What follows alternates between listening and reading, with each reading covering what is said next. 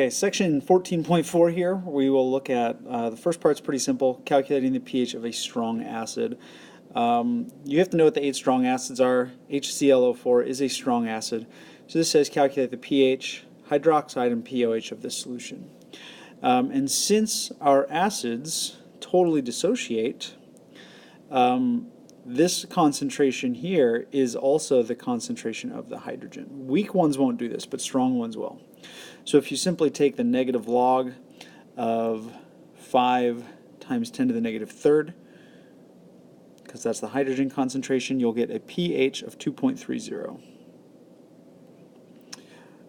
pOH is 14 minus the pH, because pH and pOH have to equal 14, which will give us 11.70. And then to get the hydroxide, we have to use kW of water, because remember, kW is equal to the hydrogen times the hydroxide.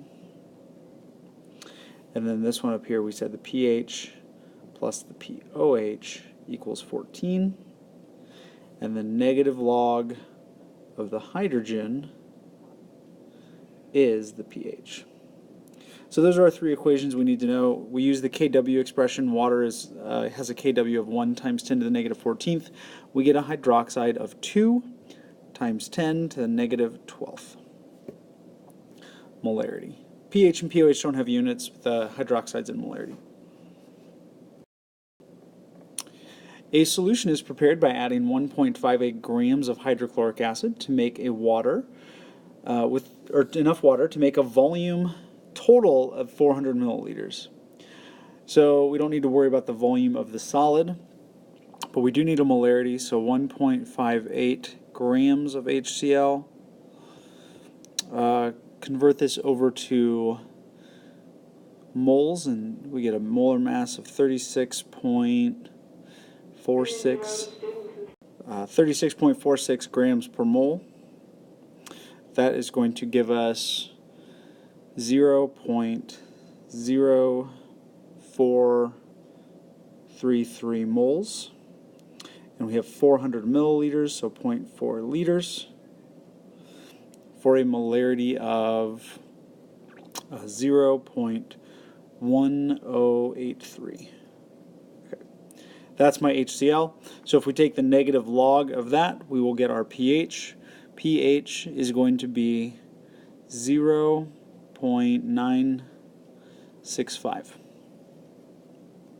And then we get a goofy question here. It says, how much hydrogen is contributed by the autoionization of water? To get this, we really have to think about this in terms of 2 equilibrium. First one is our HCl, which is actually not equilibrium, H plus and Cl minus. And then in the background, we have a secondary reaction going on that is always there. And this is actually how we get the hydroxide concentration.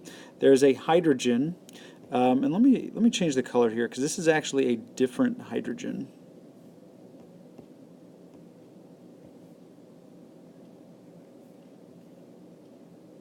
Those are 2 different hydrogens. One of them is coming from the acid, and the other one is coming from water.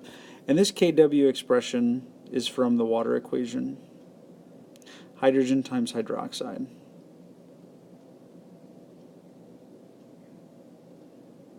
Okay, so to solve for the hydroxide, we use kW divided by hydrogen, and our hydrogen we solved for up above. It was 0.1083 molar. That's from my strong acid. So my hydroxide is going to be my kW divided by the hydrogen, and it's going to be 9.23 times 10 to the negative 14th power. Okay, so we put that over here, and we look at the stoichiometry, and we see 9.23 times 10 to the negative 14th power. Recognizing that there is a second hydrogen, and the water dissociates in a 1-to-1 ratio, these 2 numbers have to be equal. So this hydrogen is actually also a 9.23 times 10 to the negative 14th. And if you're thinking, wait a minute, I thought the hydrogen was 0.1083. Well, that's true. That's from the acid, though. My acid hydrogen is 0.1083. But if you remember Le Chatelier, when I take a common ion here, if I take this water solution and I add more hydrogen, I will get it to shift left, and I will get those numbers to go down. So really, this hydrogen kind of comes over because of Le Chatelier and allows us to calculate hydroxide from the water.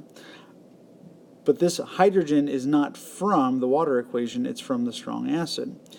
This hydrogen over here has been reduced to be an equal 1-to-1 ratio with the hydroxide. So Le Chatelier says that when I add acid to water, this water equilibrium is going to shift left, and these concentrations will go down. But since water ionizes in a 1-to-1 ratio, they have to be the same. Okay, we're going to elaborate on that idea. That's more important later on and in chapter 15 also. But just kind of keep in mind here that there's this second hydrogen from the water and a second reaction going on. We've already calculated the hydroxide from it, just like we've always done, but now we're looking at the equilibrium expression of it too. Here we have two strong acids. So since they're both strong, kind of similar in the last problem, we have two different sources of hydrogen. Okay? To get the total pH, we need the total hydrogen. Since they're both strong, we do want both of them together. So we need to figure out how many moles of hydrogen do we have. A solution is prepared by mixing 90 milliliters of a 5 molar HCl with 30 milliliters of 8 molar HCl. And then water is added to 1 liter. Now 1 liter is really nice because that's our volume. Our moles are going to be our molarity. So if we calculate the HCl, we take that 90 milliliters and we say 0.09 liters. 1 liter is 5 molar. That's a lot. We get 0.45 moles of hydrogen. That's the HCl, but remember, since it's a strong acid, that is also the H plus from the HCl. And then we take the HNO3 and we do the same thing. This is only 0.30 milliliters, so 0.03, and this is an 8 molar solution. And that's going to come out to be 0.24 moles of HNO3, which totally dissociates. That is my H plus. Now, I could also say that this 0.45 is my Cl minus because it totally dissociates. And if the question were spectators, then I want my chloride over the 1 liter, and I want my nitrate here over the 1 liter, but we're just interested in the hydrogen. So what we need to do is we need to add those together. Okay, we want both of those hydrogens because they are both significant. So my total hydrogen concentration, since those are 1 liter solutions, is going to be 0.69 moles. Just so I don't lose anybody here, that's a 1 liter solution, 0.69 molar hydrogen. Okay. So the question says calculate the hydrogen. We just did. The hydroxide will be Kw divided by that. So we get the hydroxide is going to be 1.45 times 10 to the negative 14th. And if we remember from our last slide, that is also the hydrogen concentration of the water autoionization because they have to be equal. That's a side question there. And then the last thing is, hey, what's the pH? Well, the pH is negative log of the hydrogen.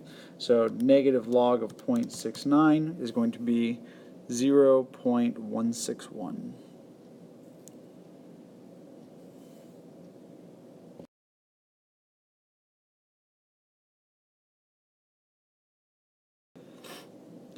So strong acids, we just look at the stoichiometry, but weak acids, we're going to need to make an ice chart because weak acids have equilibrium. They do not 100% dissociate.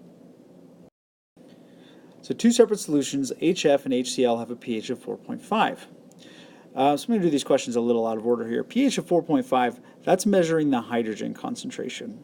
All right? So if they have the same pH, that means they have the same amount of hydrogen. So down here, which has more hydrogen? They have the same. But which one is more concentrated? The weak acid, HF. Because the weak acid has to dissociate versus the strong acid. The weak acid's in an equilibrium, the strong acid is just 100% dissociated.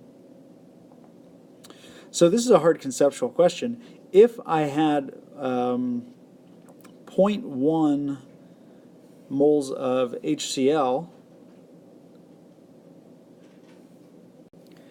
then that would mean I have no actual HCl molecules left because they all dissociate. Now in order to get the same pH, let's call it 0.1 over here as well. Now that doesn't correspond to the 4.5 at the top, but no big deal. In order to get that, I have to have some HF left, because it only partially dissociates, because weak acids have equilibrium. So which one's more concentrated? I have a lot more HF. This is a 1 molar compared to this, which is a 0.1. All right?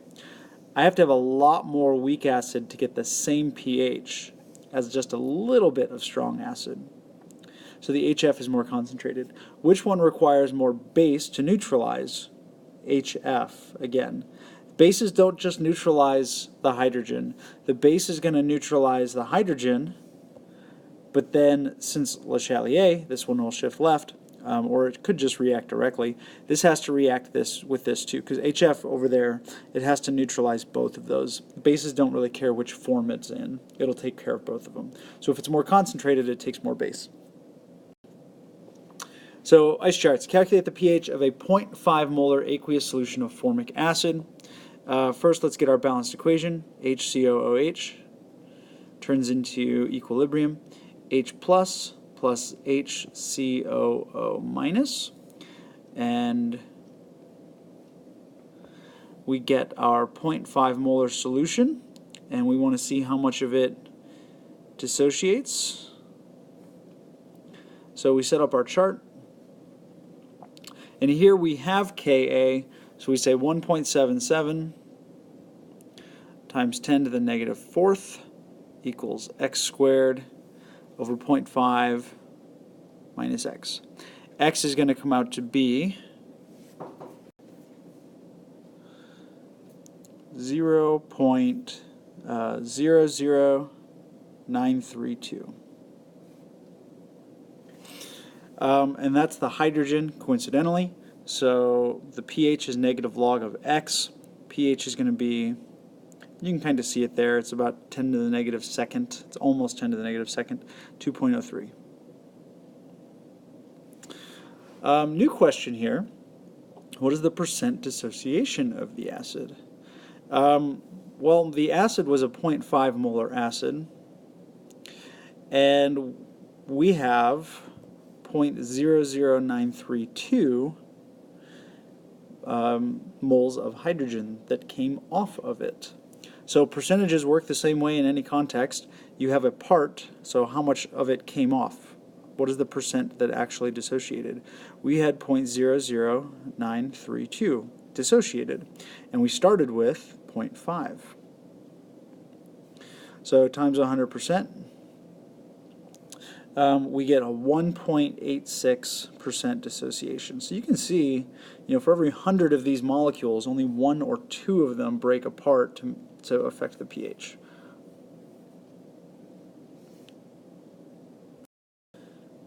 Here's another one. Calculate the value for Ka for citric acid is 7.45 times 10 to the negative fourth. Calculate the pH. Citric acid is C6H10O8, and in this context it doesn't matter, they wrote this acid a little differently. We don't care which one comes off. C6H9O8, that does have a negative charge though. 0.200 minus x plus x.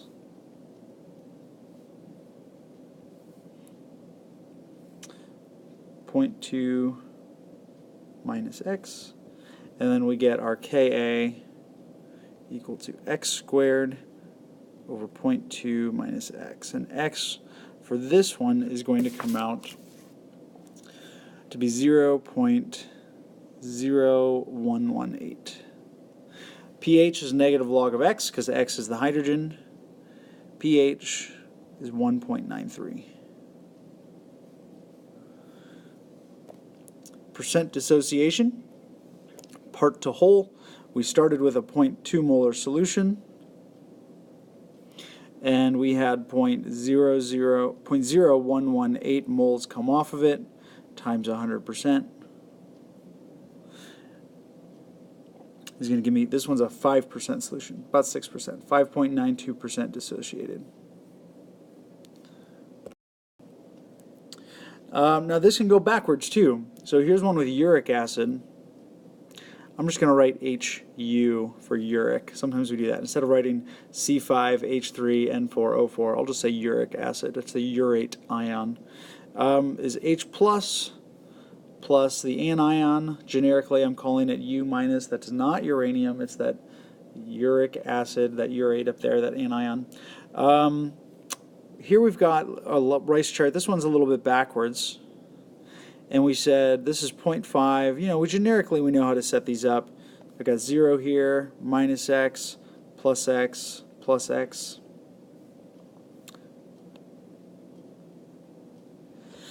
And it says calculate Ka. Well, in order to calculate Ka, we need X. X is not given to us directly here, but we do know that this is 1.6% dissociated.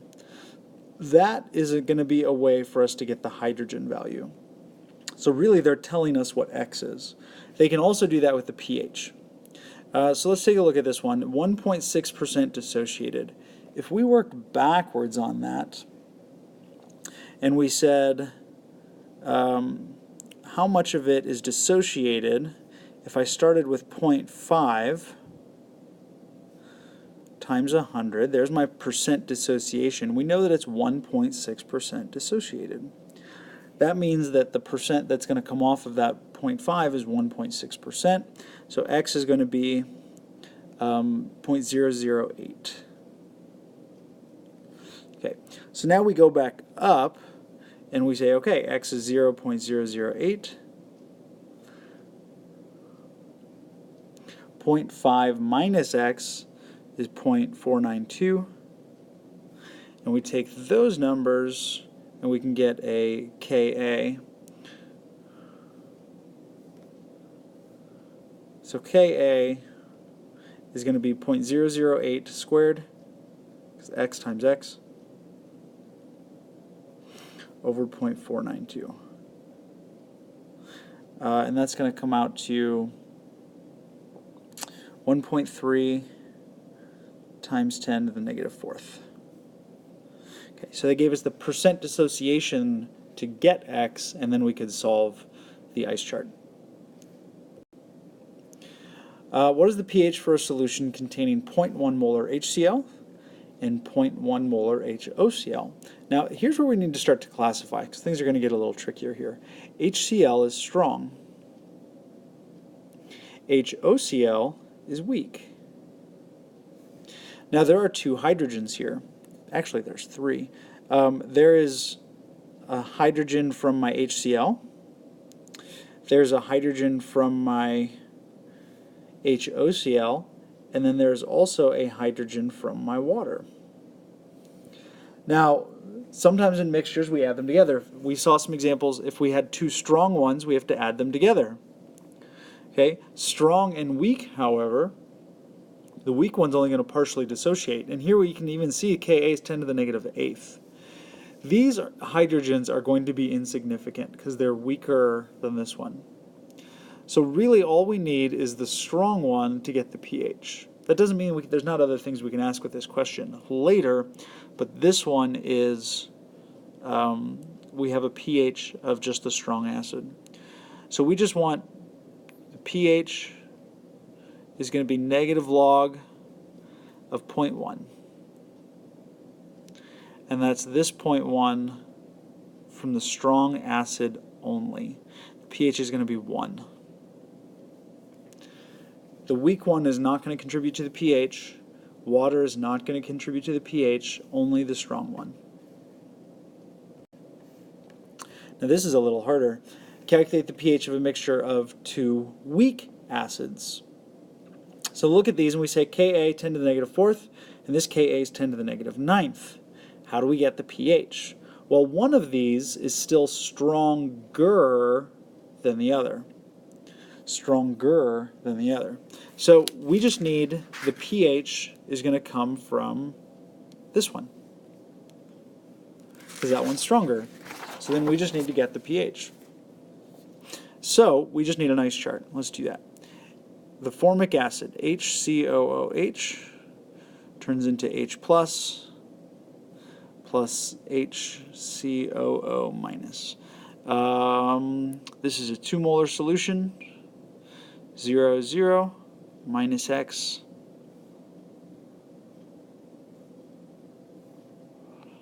2 minus X. And we solve for this with the Ka expression for HCOOH, X squared over 2 minus X. X comes out to be 0.0187. pH is negative log of that. The pH of this solution is going to be 1.728. And the percent dissociation is X 0.0187 over 2 times 100%. The percentage is going to come out to be 0.936%. Okay, so first off, this first part here, really straightforward. Even though we have two acids, and classifying these is really important, two weak acids, we just need the pH of one of them. One of them is stronger than the other. One of them is going to affect the pH. It's the 10 to the negative fourth Ka. We get a pH just like we always have. We get a percent dissociation just like we always have. If that's the only question, you have a mixture of two acids, you just look at one of them. Typically, though, these other questions sneak up, which is why we've looked at water a couple of times in the past. What are the concentrations of the hypobromite and the hydroxide? Let's do the hydroxide first. Hydroxide is easy because we've just memorized the formula. Kw equals hydrogen times hydroxide. I'm going to change the colors here.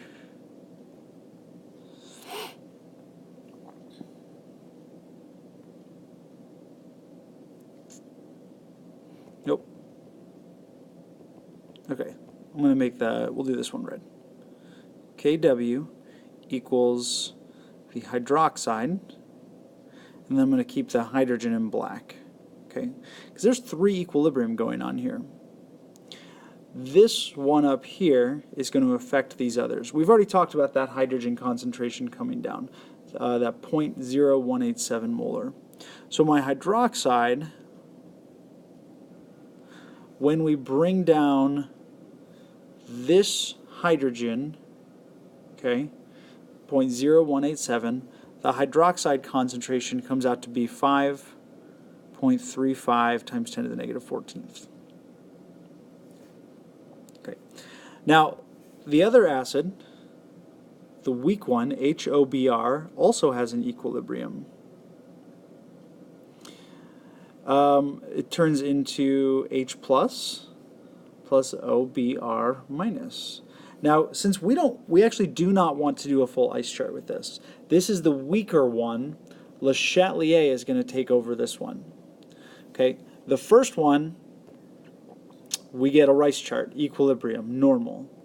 But then this hydrogen from that stronger one is going to Le Chatelier the other two. So I just want the K expression. Ka here is going to be my strong hydrogen. That's the Le Chatelier part. The strong hydrogen is going to come down and affect this one. The hydrogen from the HOBr is no longer important. OBr minus and HOBr. So just like we've done with the water, we take the strong hydrogen and we get to find the hydroxide. We're now going to do that with a totally separate equilibrium with the HOBr. Okay, to do that, let's get some numbers in here. My Ka is 2.06 times 10 to the negative ninth. Okay. My strong hydrogen from the formic acid is the one we calculated already with the ice chart, 0.0187. My OBr minus is unknown,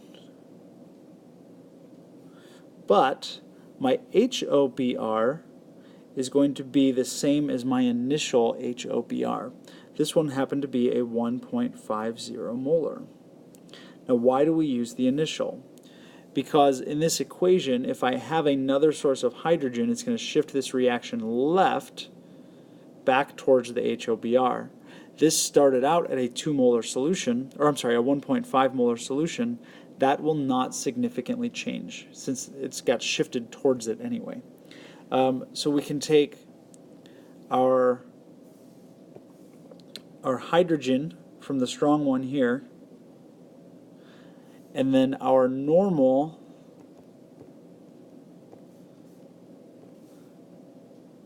initial HOBr, and just solve for the OBr conjugate anion. That OBr conjugate anion is going to come out to be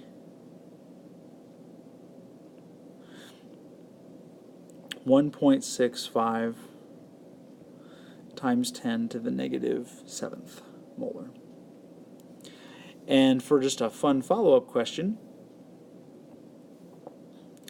there is also a hydrogen coming from the HOBr